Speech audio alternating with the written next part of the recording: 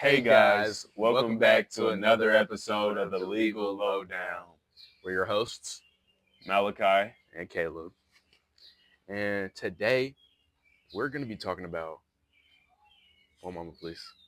We're going to be talking about constitutional law. Constitutional law. Constitutional law. Whoa, that looks intense. Let me look at that. Introduction to pre-law. So you're already diving in? Yeah, Miss Harris gave us a sneak peek. I'm not gonna lie, bro. It's a lot of. Why is the ice cream truck so loud? It's a lot. Y'all trying to go? You trying to go get some ice cream? Is it going to stop? We were talking about the Constitution today, and my brain feels like a really untangled, old, important knot. You know, like it's giving me headaches. Tell me about it. So, what's got you scratching your head? Constitutional law, right? That's where all the big ideas are. Exactly. Like, what is constitutional law really, though? Like, what is that really about? Okay, so think about it.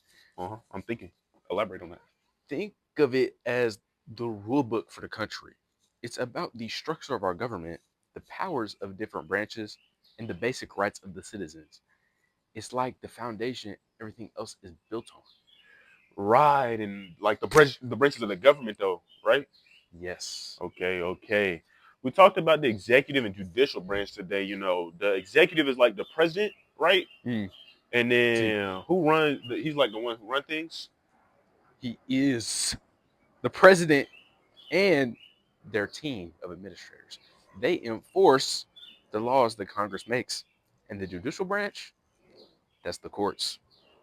So like the judges, like Yes, they interpret the laws, but like, what does interpret mean when it comes to like the branches? It means figuring out what the laws actually mean when there's a question or a conflict. Like, if someone thinks a law is unfair or goes against the Constitution, the courts decide. The Supreme Court is the top of that system. They have the final say. For sure. I got it. So like the executive branch enforces, the judicial branch like interprets the message, you know. And constitutional law is like the big picture of stuff that they have to follow. Exactly. I understand it now. And a huge part of constitutional law is about protecting our rights. That's where the constitutional protections come in. Oh, like the First Amendment, freedom of speech. Totally. And freedom of religion, the right to assemble, and all those things listed in the Bill of Rights. Oh, like the Bill of Rights, like the amendments. Exactly. So like the first 10 amendments is the Bill of Rights, right? And they're protecting all of our rights? Pretty much. They were added to the Constitution to make sure the government couldn't just do whatever it wanted and stomp on the people's freedoms. That makes, that makes sense, you know. It's like a shield for the people, but what about the stuff that's not explicitly written down, like the stuff that goes without being said, like the right to privacy? See, that's where it gets interesting. The right to privacy isn't directly in the Constitution, but the Supreme Court has said it's implied in several of the amendments. Several. Like the First Amendment's right to association. Elaborate that. The Third Amendment and not having soldiers in your house. The Fourth Amendment against unreasonable searches. So they pieced it together from like different parts of the Constitution, like a big like puzzle piece, kind of. Exactly. For sure. Exactly. They saw a pattern of protecting people's personal space and decisions, and that's how the idea of a right to privacy developed. It's a good example of how the courts interpret the Constitution to keep up with modern life. Not gonna lie. That's kind of far. I'm not gonna lie. It's like the Constitution is old, but the court makes sure all the rules and laws apply to today's time. Yep. And speaking of protections, we also talked about due process.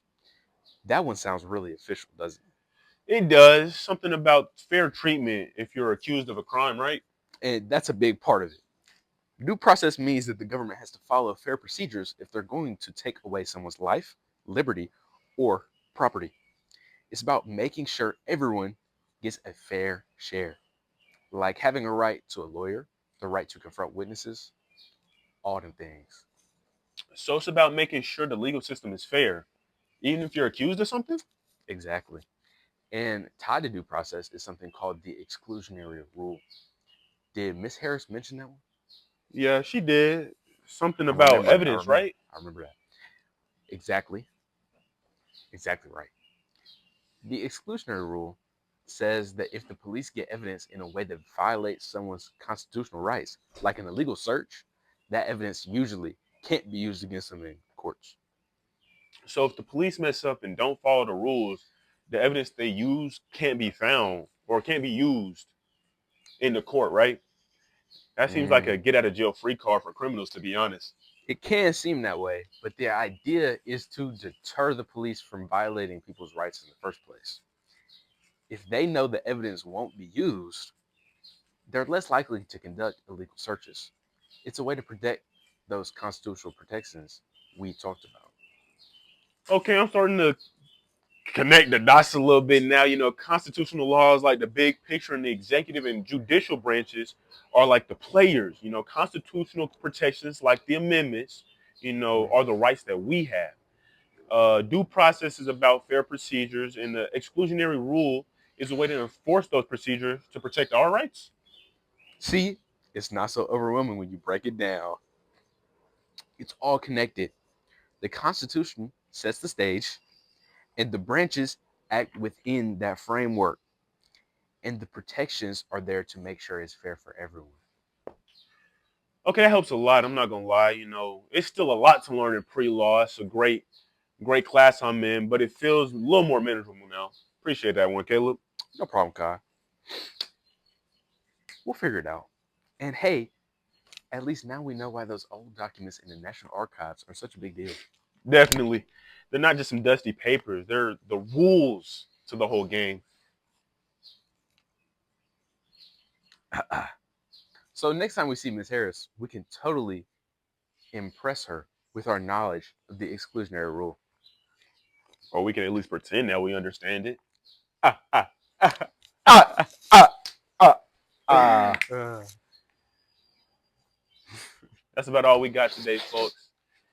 Thank you for tuning in on this episode of, The legal lowdown. you know, next week we're going to beginning talking about, Legal careers. and I hope to see you on the next episode. Bye, We guys. will.